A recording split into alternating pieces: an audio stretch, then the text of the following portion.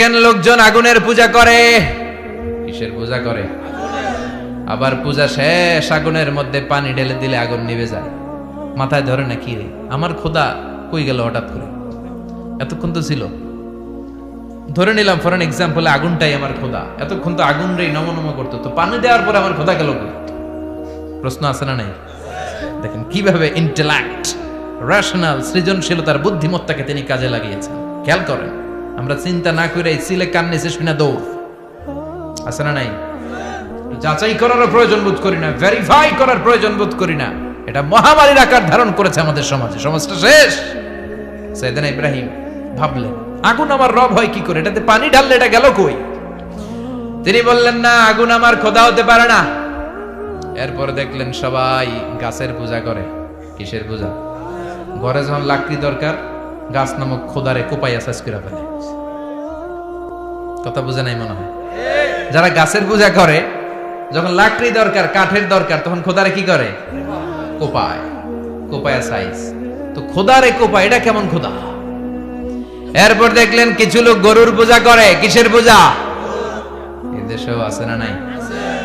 তাদেরকে কটাক্ষ করছি না, সব ধর্মের প্রতি শ্রদ্ধা রেখেই বলছি। ভাবেন, রিথিঙ্ক করেন, পুনরায় ভাবেন। তো তিনি দেখতে পেলেন গরুর পূজা করে, আবার যখন জুতা বানানো দরকার, গরু জবাই করে গরুর চামড়া দিয়া জুতা বানায়া পড়ে। আছে না নাই? আমাদের হিন্দু ভাইরা তো চামড়ার জুতা, গরুর চামড়ার জুতা পরে না, না? হ্যাঁ, আছে না নাই? তো এইটারে খোদা মানে কি করে? খোদার গায়ের চামড়া দিয়ে জুতা, কত বড় বেয়াদব! চিন্তা করছেন? খোদার গায়ের চামড়া দিয়ে ওই বেয়াদবটা পায়ে জুতা পড়ে। মাথায় ধরে? একটাও সাইয়েদনা ইব্রাহিমের মাথায় ধরে না।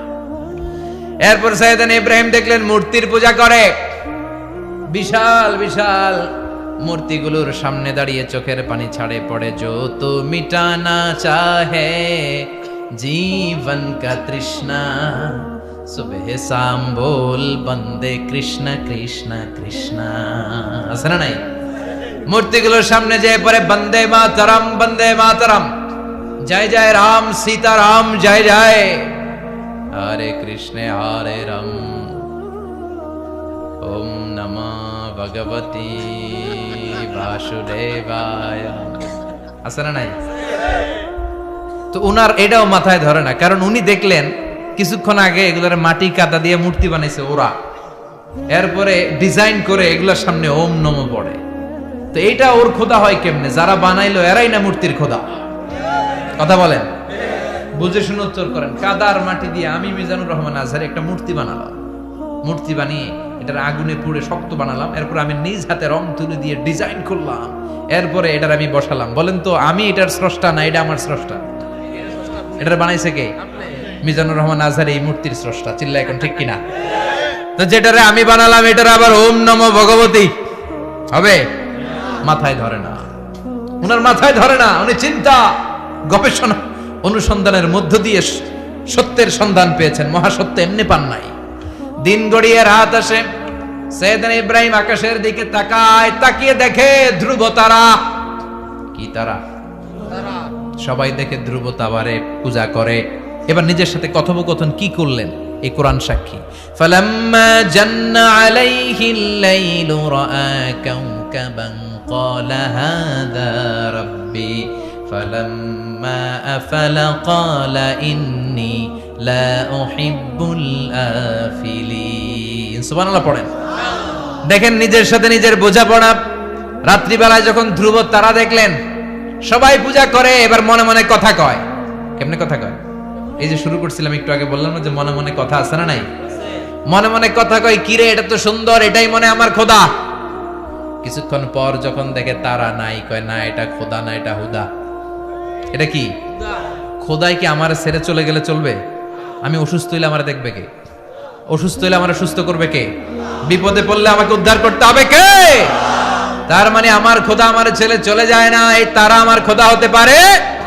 ফালাম্মা জান্না আলাইহিল লাইলু রাআ কাওকাবান ক্বালা হাযা রাব্বি ফালাম্মা আফালা ক্বালা ইন্নী লা উহিব্বুল আফিলিন ফালাম্মা রাআল কমারা বাযিগান ক্বালা হাযা রাব্বি ফালাম্মা আফালা ক্বালা লাইন লাম ইয়াহদিনি রাব্বি লাকুনান্না মিনাল কওমিদ দাল্লিন। পড়েন আল্লাহু আকবার।